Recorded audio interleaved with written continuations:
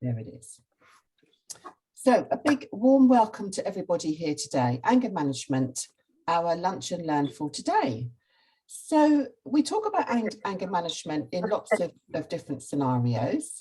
And one of the things that I have always experienced myself is that we think we know about anger management, and we might not even know what it means and how it might feel and look. And so that's what we need to explore today, especially with the young people that we work with, because what we know about maturity is that it brings about some of the ways to self-regulate, and anger management is one of them.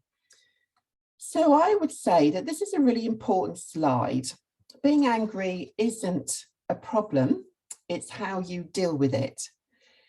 We know, don't we, that the only person's behaviour that we can control is our own. And therefore, if we feel angry, we need to know how to control it, how to manage it. That's why we call it anger management. It's got very good links with emotional intelligence here, because the definition of emotional intelligence is how you respond to situations with empathy and understanding. Okay, so you don't do an automatic response, but you have some regulatory system within you that responds appropriately no matter how you are feeling. And we all know that our students, our pupils and students, are still honing this kind of behaviour themselves. They won't have cracked it yet, obviously, because they've still got lots of hoops to go through. But even for us as adults, it's something that you learn to deal with more and more as you come across different situations. So it's not a problem to be angry, it's how you deal with it. So just remember that it's basically how you respond to situations. So what I've got here is a difference between non-verbal and verbal outward signs of anger or angry behaviour. So we know it's very aggressive, don't we? The non-verbal signs of slamming doors, you know, pointing fingers, anything like that, throwing something, standing with your hands on your hips, invading someone's personal space by leaning into them or something like that. And we know about glaring, starey eyes, staring at somebody.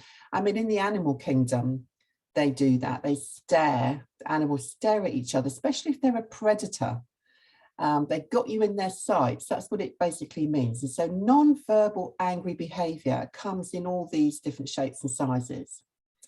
Verbal, the things you actually say, aggressive behaviour, is when you might attack back. So if you feel under attack, then you would shout, swear, scream, raise your voice, argue, interrupt people. It's not pleasant, we know that. And we, you know, unfortunately, I think we see these sorts of behaviours every time there's an episode of EastEnders showing. You know, there's always something in there, angry behaviour somewhere, isn't there? It's like a lot of our TV shows that we perhaps are in front of show that as normal behaviour, but it isn't really. We all have the power to regulate our response to situations. So sometimes the outward signs, you need to spot them, and then you know whether someone's angry or not. It sounds obvious to say that, but it could be that they're upset rather than angry. So you need to think about, you know, if there's tears involved, it could be angry tears. But if there's nothing else there, then it could be just upset. Well, what happens when you feel angry is it changes your thought patterns. And if someone's behaving in an angry manner towards you, then it will definitely put a switch in your own brain. So sometimes we need to think, well, what was the switch? What was the trigger for that? What was the switch? We know that there are some well-documented triggers, especially in the classroom and around school or college. We know there are triggers which can send somebody from a calm state to an upset state or an angry state. And we've all got our own, we've all got different ones. So some things as the adult in the classroom, some things that you might find not particularly worrying at all, doesn't upset you, Another adult in the classroom might have very low resilience to certain types of behaviour. Okay, so we've all got our own triggers, our own switches, and that's why it makes it difficult to have a one size fits all, because each of us, because we're human, we are different, we respond differently. So we've got our own triggers, our own switches. I'm going to give you some examples which are outside the classroom, but in life generally. So it could be that the top left, the fellow with the orange top on, you know, is somebody that looks this way, that is holding up a fist. It might make you feel upset or angry or defensive and feel the need to attack back. Or this young man might have just scored a goal, or his favourite team's just won. You know, it depends on how you see it. It could be that you're the type of person that gets in the car and that you change from one state to another. It could be that you become a different person when you're behind the wheel. And we all know someone like that, don't we? I'm not suggesting it's you, but there are people that suddenly they're different. For teenagers, it could be the parents that make them angry. You know, conversations, repeat, rinse, repeat, you know, we've all been there. Makes you angry, can't be bothered to listen to it, causes a switch to take place in your brain. It could be that you don't like queuing, or that somebody pushes in the queue. You know, there are people that would be triggered by that enormously and have to understand how to deal with it. And I've got this one here, this picture of a coach with a lot of people on it. If you are one of those people that travel by public transport to work or wherever, and it might be that that's something in you that triggers a response, makes you cross because you've got to squeeze in. I'm demonstrating to you that you probably recognise some of these scenarios, how it can change the way you think and feel. So what makes you angry? Think about that. You may already know, or you may be experiencing new situations all the time. So that's up to you. And maybe angry is the wrong word. Maybe a situation makes you snappy, or makes you a bit curt or short-tempered, or whatever the word you want to use. Okay, that could be a different word for you. Might not be anger, could be a different word, but there are lots of things and we've all got them. Now, when we were talking to young people about what causes them to have angry outbursts, these are some of the responses that they gave us. So, you know, when you look at this and think about your class or anywhere, whether it's canteen, cafeteria, lunch times, break times, these are some of the triggers. These are the responses to the question. So when someone takes my things, well, obviously, that's going to make you angry. And I can think of a few straight away without even delving deep. I can think of a few things in class where that might occur. So when someone shouts at me, fair enough, might not be you as the adult in the classroom, could be another student who shouts, or something's gone on at lunchtime. And this one in the middle, this is really good, because what we don't realise is that a lot of young people are very hard on themselves when they aren't good in class, and that could be the trigger for them. Or tiredness. And I work with a lot of teenagers, and I think this is a big one, tiredness. The body clock kind of switches, doesn't it, with teenagers, and they go later to bed and they get up later, and it's difficult when the class is noisy and when people don't give me another chance. So this one is when you feel everyone's against you, and what you want is reparation. So these, for some people, were the switches that made them go angry. And what we talk to them about then in that scenario is that when they feel this switch, there's some physical changes that take place. And we know that, don't we? Sometimes your face goes a bit red and you feel hot, or you feel shaky, all sorts of things that you feel different. And it could be tears. Lots of people have angry tears, but it's this defense mechanism that is supposed to protect you from the trauma. But in that moment of protection, it pumps out a lot of toxic chemicals, and it's the fight or flight feelings. And so the physical changes are real. It does happen, but it's not the same for everybody. And when you're working with young people, they need to recognize this. To manage their anger, they need to understand that the physical change has taken place, and therefore something else might now happen. And this is part of the process, really. So here are some of the things that people have said happen to them when they start to feel this flood of anger, the physical changes. So we've got here gritting teeth, fists, your hands begin to sweat. That's one of mine. Tight body, mouth feels dry, fair enough. Urge to fidget. I mean, some of these you might recognize. Definitely thumping heart.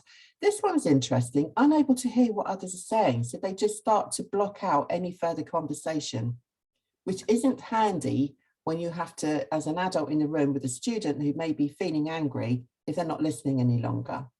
So you're just a noise to them. Sore head or headache, trembling. I think that's another very, very strong one. Heart starts to get faster, so therefore your breathing rate. And maybe the voice gets louder. So that's all part of the shouty defense mechanism. So to manage angry behavior, every individual needs to recognize the trigger and understand the physical changes. So that's not easy when you're dealing with young people. I mean, even as mature people, it's not easy, but we probably are more conscious and more self-aware than younger people. So there is the other side to that is, well, what do you do when you feel like this? What do you do to manage your anger, to manage it when you feel like this? So something's triggered, you know it's happened, physical changes are occurring, and in order to draw back from any sort of unpleasant behavior, you have to learn how to calm yourself. Very difficult to do, but with practice, it's not impossible. So we've got a few things here. So this is what people have said. Calming down. You might have some of your own that you've thought of, or maybe you've tried some. So walking away is okay. In body language terms, walking away is seen to be quite passive, but you know, in anger management terms, that's okay. If you're trying to avoid conflict, people count to 10, catchphrases. I know people have got a thing that they repeat in their mind, which is sort of a positive affirmation that they can repeat to calm themselves. Younger ones pretend to be somewhere else, and in fact, they might even take cover to calm down. Or maybe they need to go out and run around a bit, or listening to music. And, you know, you probably would like to zone out, put some headphones on or something. The breathing deeply is very, very common. And I know that if I've ever experienced an anxiety attack, which looks then goes into anger because you can't handle the anxiety, sometimes I would sit knee to knee with the student and we would do the breathing in and out together, or, you know, some grounding exercises.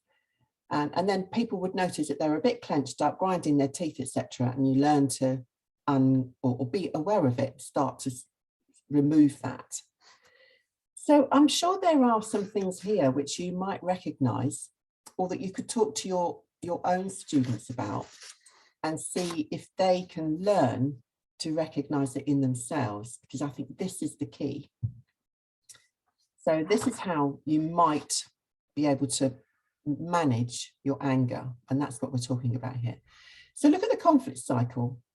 And I use this a lot in training because it's really important. It's ever so simple. And when you can understand how it works and try to come off the conflict cycle, then you're in a much stronger position. So a stressful incident could be a trigger for anger, right? That's the trigger.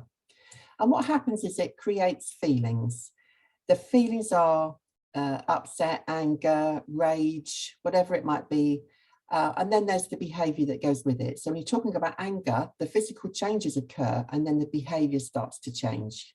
You can either withdraw or become verbally aggressive. So what happens with the observable behavior then is that usually there's an adult that steps in at this stage in college or in school. And what our job to do is to come off the conflict cycle. So if we have another stressful interaction with the student, it just goes back around, yeah? So then they get upset about that conversation too. Then there's more behavior change. And then our reaction to it will decide whether we come off the conflict cycle or go back around it again. So managing anger is, for us, if we spot the signs, is to help to de-escalate with some of those things, but it's actually the individual that has to participate in that as well. So notice, as the adult, notice where you are on the conflict cycle or potential conflict cycle. Now, a long time ago, I created a 6-week scheme of work for anger management sessions. So I had, my responsibility was behavioural support within the college because it came under additional learning support. And one of my roles was to have some interventions. And so we put together a 6-week scheme of work where anybody who was on a certain level of disciplinary, we would say, like, you could benefit from some of this because this is for you to improve. There's this full scheme of work with all activities, and this is basically what it is. And there's a tutorial on how to run all the sessions. If you're interested in implementing something like this in your school or college, please get in touch and I'll be able to give you more information about it. So part of what we've just done is part of the scheme. Now let's go on now, because what we would be teaching is to understand how to separate the behaviour from the feelings, right? So we looked at the conflict cycle, we saw that there were feelings involved, and then the behaviour takes over. So part of understanding and managing your anger is to separate the behaviour, the effect, the feeling, and then find a solution. You know, it's important that we remove the personal side of it. It's important that we understand the effect it's having on us, which is about the feelings involved, and then you can take a rational view. I'm going to give you an example here. So for a student, they can separate their behaviour from their feelings when this happens. So when other students accuse me of distracting them, which is the behaviour, right? That's the behaviour. I get a cause for concern, or I get told off. So that's the effect. So this is the thing that's happened. This is the effect of the thing that's happened. Then it makes me feel angry because I feel picked on, or this sense of injustice, right? So that is the feeling. And the solution would be, I would like to be able to discuss it with you, or I would like to know what I should be doing differently. So for a student to try and break down their feelings, they need to understand the behaviour, or pick out the behaviour, the effect from what's happened, the way it makes me feel, and how to put it right. So that's separating behaviour from feelings for a student. So let's look at them from a teacher's perspective, or any member of staff. So this is how you might feel when students shout out, which is the behaviour. It stops me from teaching, right? So that's the effect of this. And it makes me feel frustrated and short-tempered. So that's the feeling. And what you would like is for your students to put your hand up. That's the solution. So it's really about solution-based understanding of the trigger, the feeling it causes, the behaviours that change, and then you can find out how to put it right. Now, this kind of breaking it down, we've got lots of resources about that where you can actually use your own. You break it down yourself, and you find that you break it down into all these behaviours, effects, feelings, etc. It's really, really powerful because most of us don't get this stuff. We don't have this kind of stuff in our training, but it's really, really powerful. So one of the things that you could do is think of, like, I can't even see what my screen says. I've got a big block above it. 10 things, people or situations that make you angry. Now this is, you could do this, you could practice it yourself. You don't have to be in any order, and then try to use the separating the behaviour and the feelings. So let's just go back. So you're looking at the behaviour, the effect, the feeling, and the solution that you would like. Let's go back. So just think of 10. Sounds a lot, but actually it probably isn't. It could be anything. It could be as small as, you know, somebody ringing the bell or calling you when you're in the shower. You know, it just to understand the triggers, the switch, how it made you feel, and all that sort of thing. Identify your changes to your body. What happened? Did you get upset? Did you shake? What, you know, what? All different levels. So use that as a little example for yourself to try.